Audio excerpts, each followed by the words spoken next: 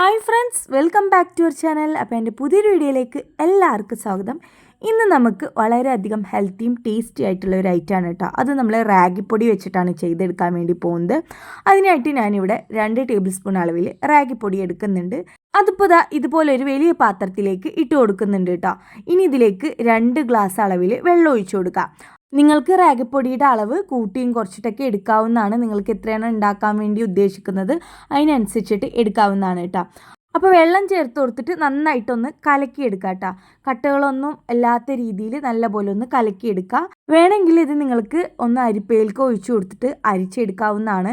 ഞാൻ എപ്പോഴും ഇതുപോലെ റാഗിപ്പൊടി വെള്ളത്തിൽ കലക്കിയിട്ട് ഒന്ന് അരിപ്പയിലേക്ക് ഒഴിച്ചു കൊടുത്ത ശേഷമാണ് ഞാനിത് കുക്ക് ചെയ്യാൻ വേണ്ടി വെക്കാറുള്ളത് കേട്ടോ.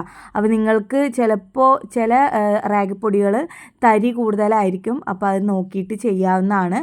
അപ്പോൾ അരിച്ചെടുത്ത ഈ ഒരു റാഗിപ്പൊടി ഇതുപോലെ സ്റ്റൗ ഓൺ ചെയ്ത് വെച്ച് കൊടുത്തിട്ടുണ്ട്. ഫ്ലെയിം മീഡിയം ആയിട്ട് വെച്ച് കൊടുക്കുക. എന്നിട്ട് നന്നായിട്ട് തന്നെ ഒന്ന് തിളപ്പിച്ചെടുക്കുക. തിളപ്പിച്ചത് നന്നായിട്ട് തന്നെ തിക്കായി വരണം കേട്ടോ. നല്ലപോലെ ഒന്ന് തിളച്ച് റാഗി നല്ലപോലെ വെന്ത് വരണം. ഇപ്പോൾ ഇത് നല്ലപോലെ വെന്ത് വരാൻ തുടങ്ങിയിട്ടുണ്ട്. ഇനി നമുക്ക് ഫ്ലെയിം ഓഫ് ചെയ്ത് കൊടുക്കുക. കട്ട പിടിക്കാതെ നിർത്താതെ ഇളക്കി കൊടുത്തിട്ട് വേവിച്ചെടുക്കണം കേട്ടോ. അപ്പോൾ ഈ ഒരു ലൂസിലാണ് ഞാനിപ്പോൾ ഇത് കുറുക്കിയെടുത്തിട്ടുള്ളത്. ഇനി ഇത് ചൂടാറാൻ വേണ്ടി ഒന്ന് മാറ്റി വെക്കാം. ഇനി നമുക്ക് വേണ്ടത് നേന്ത്രപ്പഴമാണ് കേട്ടോ. വേവിച്ചെടുത്ത 2 നേന്ത്രപ്പഴം എടുത്തിട്ടുണ്ട്. പഴുത്ത മാങ്ങ എടുത്തിട്ടുണ്ട് കേട്ടോ. പഴുത്ത മാങ്ങ ഞാനിവിടെ 1 കേട്ടോ. തൊലിയൊക്കെ കളഞ്ഞിട്ട് കട്ട് ചെയ്തെടുത്താണ്. ഇനി ചൂടാറിയ ശേഷം റാഗി നമ്മൾ മിക്സിയുടെ വലിയൊരു ജാറിലേക്ക് മുഴുവനായിട്ടും ഇട്ട് കൊടുക്കുന്നുണ്ട്. ഇനി ഇതിൻ്റെ കൂടെ തന്നെ നമ്മൾ വേവിച്ചെടുത്ത നേന്ത്രപ്പഴവും പഴുത്ത മാങ്ങയും കൂടെ ചേർത്ത് കൊടുക്കുക. നേന്ത്രപ്പഴത്തിന് പകരമായിട്ട് വേറെ റോബസ്റ്റിനോ ഞാലിപ്പൂവൻ പഴമോ അത് വേണമെങ്കിൽ അതും എടുക്കാവുന്നതാണ് കേട്ടോ. ഇനി ഇതിലേക്ക് മധുരത്തിന് ആവശ്യമായിട്ടുള്ള പഞ്ചസാര ചേർത്ത് കൊടുക്കുക.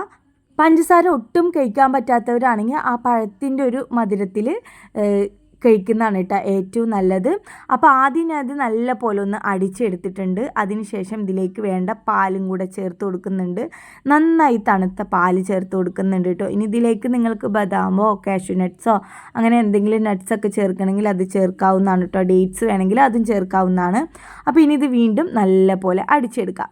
അപ്പോൾ നമ്മുടെ ഈ ഒരു ഡ്രിങ്ക് ഇവിടെ റെഡി ആയിട്ടുണ്ട്. കുട്ടികൾക്കും വലിയവർക്കൊക്കെ ഒരുപാട് ഇഷ്ടപ്പെടുന്ന ഒരു ഐറ്റമാണ്. ഹെൽത്തിയാണ്, ടേസ്റ്റിയാണ്. രാവിലെ കുട്ടികൾക്കൊക്കെ ഇതൊരു ഗ്ലാസ് കുടിച്ചാൽ തന്നെ മതി വയറെന്നറിയാനായിട്ടും. അപ്പോൾ എന്തായാലും ഒന്ന് ട്രൈ ചെയ്ത് നോക്കുക. കൂടെ ഒരു വീഡിയോ നിങ്ങൾക്ക് ഇഷ്ടപ്പെട്ടെങ്കിൽ ലൈക്ക് ചെയ്യുക, ഷെയർ ചെയ്യുക, കമൻറ്റ് ചെയ്യുക. ചാനൽ ഇഷ്ടപ്പെടുകയാണെങ്കിൽ ഒന്ന് സബ്സ്ക്രൈബ് ചെയ്ത് സപ്പോർട്ട് ചെയ്യുക. നിങ്ങളുടെ അഭിപ്രായം കമൻറ്റ് ബോക്സിൽ എഴുതി അറിയിക്കാൻ മറക്കരുത്. അപ്പോൾ പുതിയ വീഡിയോസായി വീണ്ടും കാണാം. Thanks for watching my video. By.